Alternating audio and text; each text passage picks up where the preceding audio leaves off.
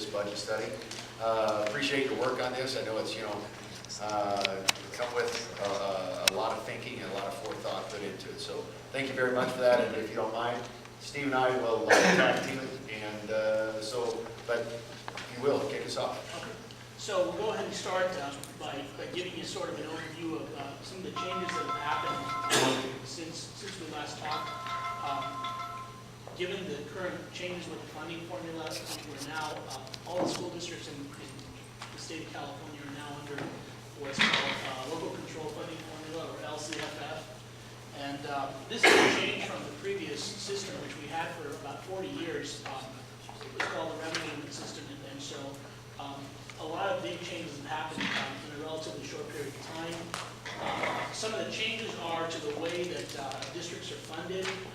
The idea is to get school districts fully funded, which is basically a formula, to get them fully funded through over an 8-year period. And so the LCPF will be implemented in the 13-14 fiscal year, and ideally it would be fully implemented in 2021.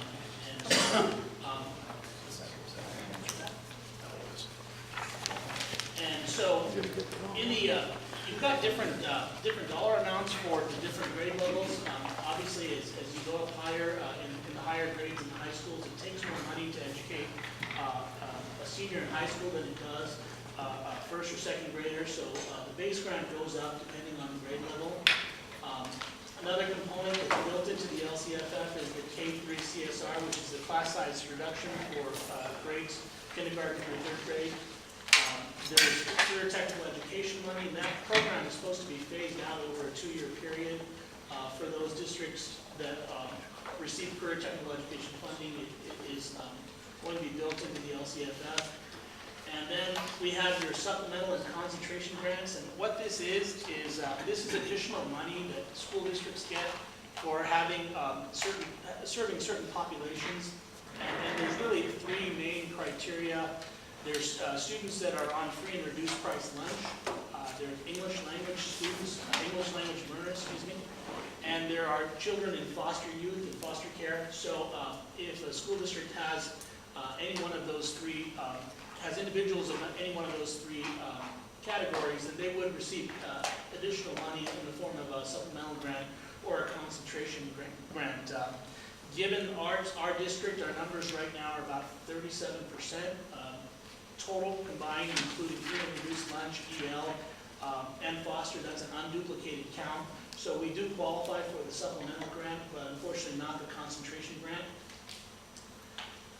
So moving on, if you could please go to the next slide. Some of the requirements on LCPF now, the state obviously has made some changes, and they've also changed the way districts are reporting out the information and sort of compliance and accountability as it relates to this LCPF.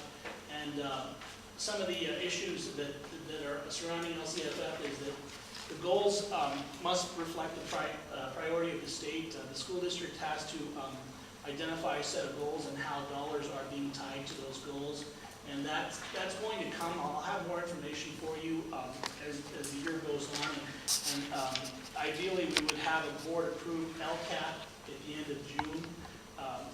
Beginning in July of 2014, we have to basically have a plan that talks about how money is being spent and how it relates to the goals of the district and the goals of the state. There's student achievement measures in there, there's parent engagement strategies, there's a report on school climate, and obviously as the county takes a look at our budget information, they're going to also be required to add a educational component in there to see if we are actually spending dollars and they are actually serving the needs of students from an educational standpoint. Now, how they're going to do that is going to be a little bit challenging because being familiar with that county background, I know that they don't necessarily have the staff, at least right now. They may have to make some changes in order to, and then you've got some logistical issues. For example, if a district just hired 5 EL teachers and they did that to replace some others, or if they did it in the way way that wasn't as clear on the budget, how would you really know whether or not the money's being utilized for the LCAP? So there's some challenges there that I anticipate are going to come up with not just our district, but other school districts around. Next slide, please. So some of the other requirements are obviously, these are funds that are built into the LCFF. And this used to be money that came in separately under other state revenues, and this would be home to school transportation, the class size reduction. In order to receive the class size reduction money, you'd have to basically start moving towards a 24-to-1 ratio, and continue to move towards that by the date of 2021, and you have to make incremental changes to that. And failure to do so would obviously result in a loss of revenue for us. It'd be about $90,000 in K-3 class size reduction money. And we can move on to the next one, please. So I'll talk a little bit about some of our revenues under LCFF. Before I get there, I want to give you a little bit of just kind of a background on some of our enrollment. As we all know, our revenue is driven by the number of students that we have in the district, and our enrollment is obviously down, and it's been down since, this is a snapshot of enrollment history since 2003 and 2004 fiscal year. And as you can see, we're up to close to 2,000 students back 10 years ago, and our enrollment has steadily declined and progressive, and has progressed over the last several years. Right now, we're at about 1,336 of our enrollment, and we're funded on the ADA, which is a portion, which is about 94% of that 1,336 number. So, as I talked about enrollment driving revenues, it's important to note that when you lose enrollment, you lose kids, it has a pretty dramatic effect on the budget. It's very difficult for any school district to really be able to react quickly, and not especially one that's our size. So, for example, we lost 120 kids from last year to this year, and so that's if you do the math and you just take the amount of money we get from all sources and you multiply it by the 120 ADA, you're talking about close to $700,000, and that's a significant amount of money over a one-year period. And you're asking me what's the #1 challenge facing our budget? It's the enrollment, and if we can find a way to stabilize the declining enrollment and turn that around, we can certainly make some positive changes. Next slide, please. So these are our revenues under LCFF. As you can see, it makes up the majority of our funding. It's 80% of our funding now. This includes, and I'll talk a little bit more about what LCFF includes in the next slide, but as you can see, 4 out of every $5 now comes from LCFF. The remaining amount is, you've got a little bit of federal revenue there, it's 5%. That includes Title I, Title II, Title III, some special education dollars. And then you've got the other state revenues, and what that is, I'll break it down a little bit more in the next couple of, during the next few slides. And what the other state revenues is money that we get from lottery for instructional materials, and then other unrestricted dollars from lottery. There's a mandated cost block grant in there that's about $42,000. And then we've got some money from the Common Core, which I'll talk to you a little bit more about how much that is. And then the second largest source in that chart you see there is the other local revenues, and that's basically money that the district gets from local sources, and an increasing component to that has been revenue we've been getting from indirect costs related to charter schools. As you know, we've been working with the Assurance Learning Academy and Einstein Academy, and so we're able to take advantage of some dollars in indirect costs for sponsoring these charter schools that actually helps to backfill some of the losses that we've had from the declining enrollment. So, next slide, please. So, the LCFF, we talked about how it's basically formula, and what it does is it includes our revenue limit and our other state revenues. And our revenue limit has 3 components to it. There's a state aid portion, there's the property tax portion, and ordinance passed last year. So a good chunk of LCFF is the revenue limit, and the rest of what's in there is other state revenues. You've got the Tier 3 flexibility programs, arts and music, gifted and talented.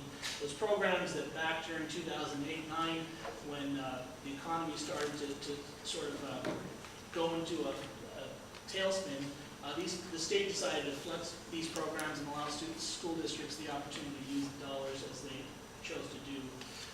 Other components that are included in there in the LCFF are the homeschool transportation, K-3 class size reduction, economic impact aid. Those are all included in there. Our add-on was about $333,000, which is the additional amount we got under LCFF that we would not have got under the old formula. So that was certainly helpful. But as I mentioned before, we were not able to take advantage of the concentration grant as we did not have a population of over 50% on those three categories that I described before. Where's the supplemental grant show up? The supplemental grant is there as the 4%, and I'll talk a little bit more about how much that got. But that was about $333,000 that we got as a supplemental grant. And next slide, please.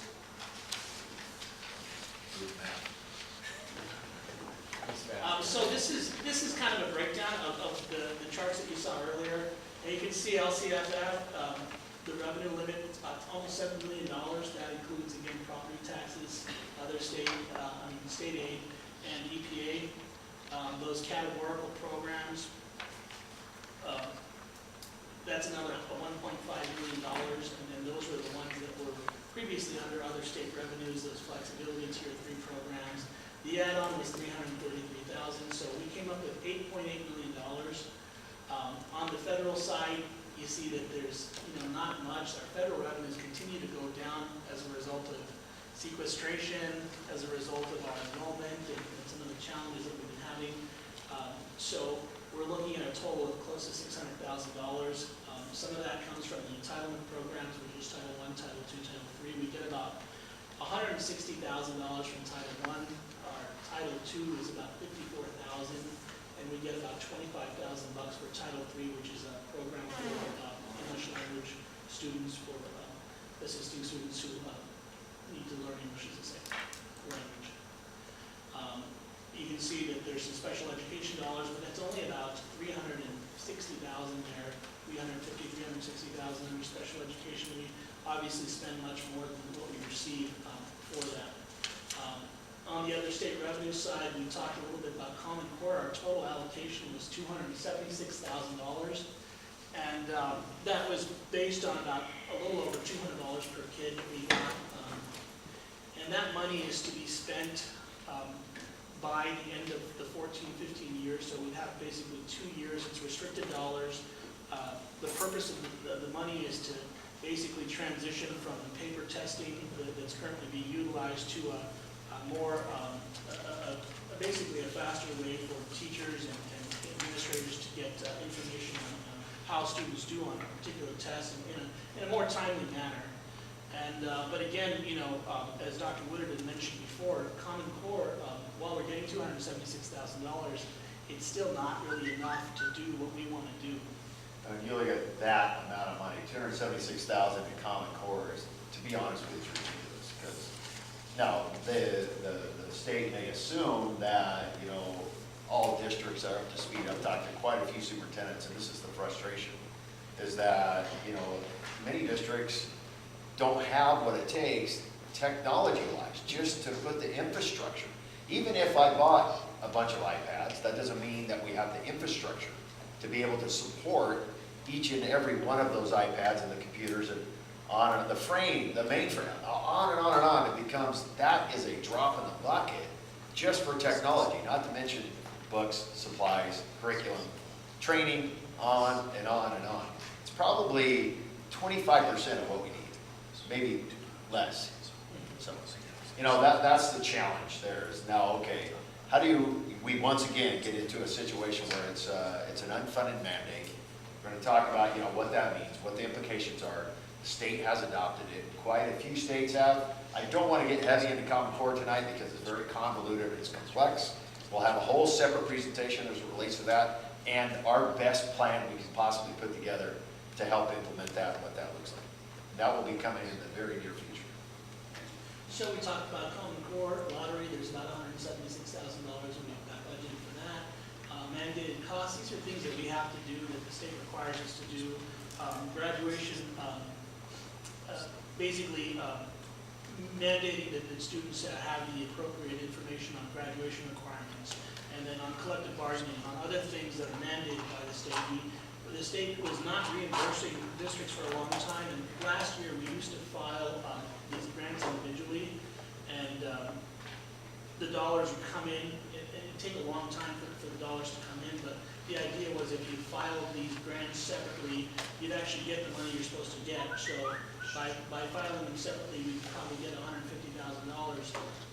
But again, the state is so behind on paying these dollars that right now, I mean, just recently we got money from like 2001. And so the money just sort of trickles in from years and years ago, and that's why the state moved towards a block grant, because they said, well, you know, hopefully this way districts will take advantage of it, and we don't have to worry about having to pay these dollars later on in the future.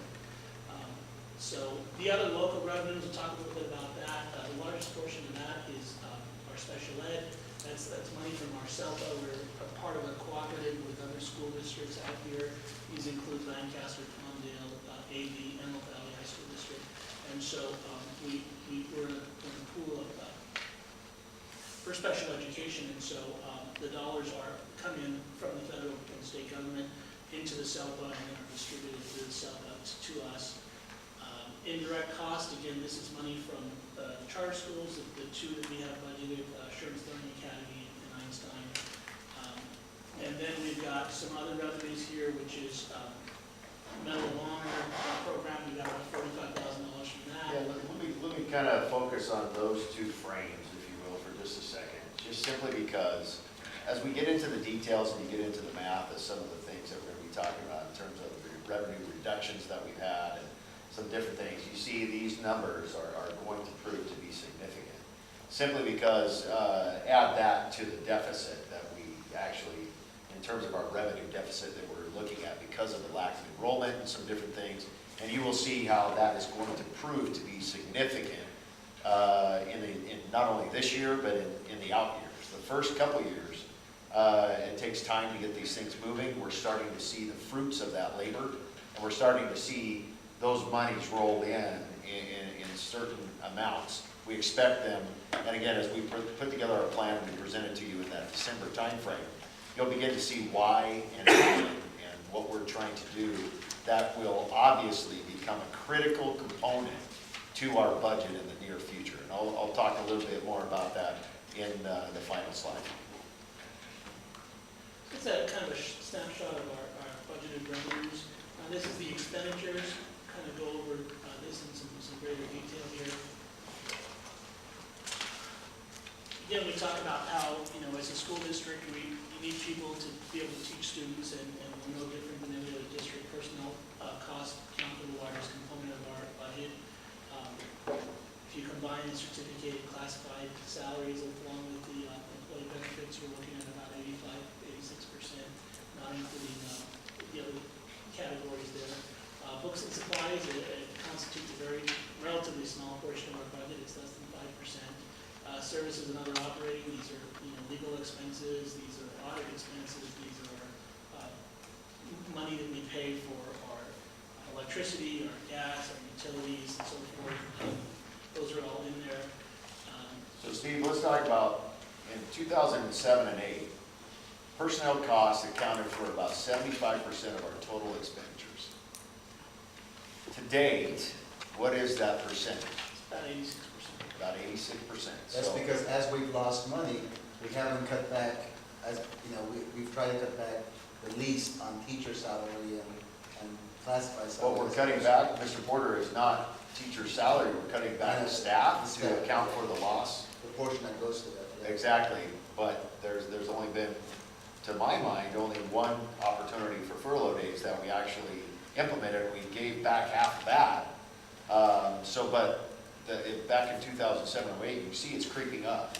And I wanted to point this out because Mr. DeStasso and each of you have pointed out many times, we get to the tipping point as it relates to this percentage, and it becomes so top-heavy that there's really nothing left, and you really have no flexibility or latitude in decision-making whatsoever. And there is a point of no return. We've got to be very careful about how that creeps up and what we continue to cut. There's nothing left. In other words, we've cut a lot of things out of this budget, and we've tried to not cut or roll back any kind of salaries. We haven't given raises, but we also haven't cut it or roll it back either.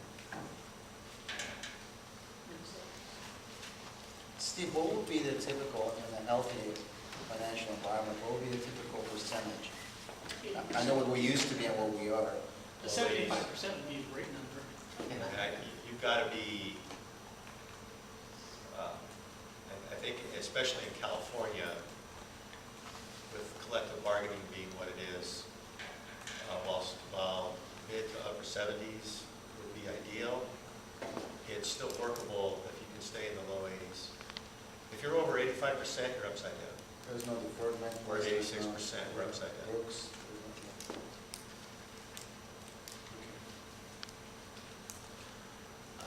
It's a little bit on general fund encroachment. These are some of the things that we really end up incurring additional cost because of running individual programs. Obviously, the Agua Dulce school, given the enrollment there came in at about 140 kids, and obviously running a school site with such a small amount of kids is particularly challenging, given the fact that you've got operational costs, you've got cafeteria, you've got transportation, and all these other things. And so, that's about close to $500,000. And growing, only because, again, the enrollment's declining. So this number of 458 is growing significantly as the enrollment continues to decline. So this is by and large problematic. And we do have a plan for that, as you guys are well aware, and have directed me to take a look at. That's something, again, that you'll start to see, we'll start to present to you, and you'll have some decisions on how to address that for 1450. That has to be a consideration. We cannot continue to absorb that type of dollar value into the budget. I just want to make that emphasis. Philosophically, the way I look at that would also, it is a loss leader, but it also has to do with the viability of our district, right? So, Well, you can see, Mr. Porter, this number, all other schools absorb that. And it takes away from High Desert, Vasquez, Meadowlark, and I'm not, bagging on it or saying negative things about Agua Dulce. It is what it is, but, and we need to continue to have those programs at Agua Dulce and teach those kids, but it's also draining resources away from other school sources. We have to fix this and make some sort of modification, and each of these carry with it a special consideration. Agua Dulce is one of them at the top of the list. that's one reason we implemented the dependent charter school, and hopefully we get to a point where our income from Agua Dulce will get better. Well, obviously, we like it that we're not, and I don't want to use this word for profit, because I think in some respects we are in a competitive environment. We need to continue to take a look at it like that. But at the same time, if we break even, I'd be happy. But we're not even close. We're not even close to that, much less, turn on a profit to be able to raise programs and improve programs and improve salaries and reduce that 86% in terms of what we currently have. We can't even come close to that with these types of encroachments in these areas. With regards to the next item is transportation, and then this is another thing. Being in the area that we are, we do have to provide transportation services to get our students to come to school every day, and it's something that really can't be avoided. However, we've done a pretty good job of trying to reduce areas that we can, and I think that we're on the right track here. The majority of this $250,000, about $180,000 of that is special transportation. So $70,000 is encroachment for home and school, and the remaining $180,000 is special transportation. So that's been a part of the general fund encroachment on our unrestricted dollars. Let's talk a little bit about that. If you remember at our last budget study a year ago, we had talked about the reductions. We've reduced it significantly. And to be honest with you, I gotta applaud this community. We had a few little concerns and questions, and we've been able to mitigate those. But by and large, I'll tell you, I gotta applaud the transportation staff that's done a amazing job of putting together some really good routes and tried to still provide a service to people that actually needed it, and those that didn't actually need it, now they take their students to school. We've seen a little bit of issues. I'm not going to say it's been all peaches, but at the same time, I think, for what we were able to, this encroachment was double that.